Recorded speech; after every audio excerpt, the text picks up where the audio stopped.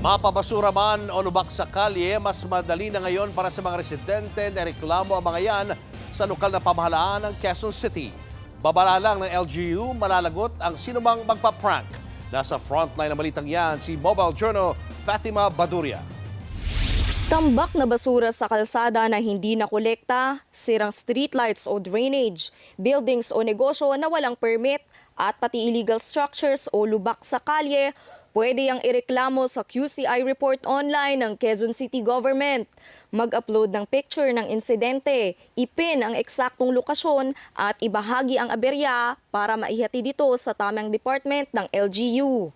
Masusubaybayan mo rin ang proseso ng pagresolba nito. Pero may mga instances din na kailangan mag-coordinate with DPWH, with MMDA, and in our case, sa BPLD, kung may halimbawang may complaint about a specific business na walang nag-ooperate na walang mayor's permit, ay kailangan namin puntahan at i-inspect to validate kung tama ba. Nagbabala naman ang LGU, bawal ang prank. Kapag ikaw ay nag-submit ng fictitious, fraudulent, o kaya naman ay nanloloko ka dun sa aming QCI report system, pwedeng gamitin yon as case against you. Para sa non-emergency cases daw ang QCI report.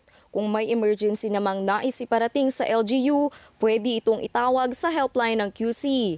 I-dial lang ang 122. Nagbabalita mula sa Frontline, Mobile Journal Fatima Baduria, News 5. Mga kapatid, Julius Babaw po. Para sa komprehensibo at makabuluhang balitaan at talakayan, mag-follow at mag-subscribe na sa social media pages ng News 5.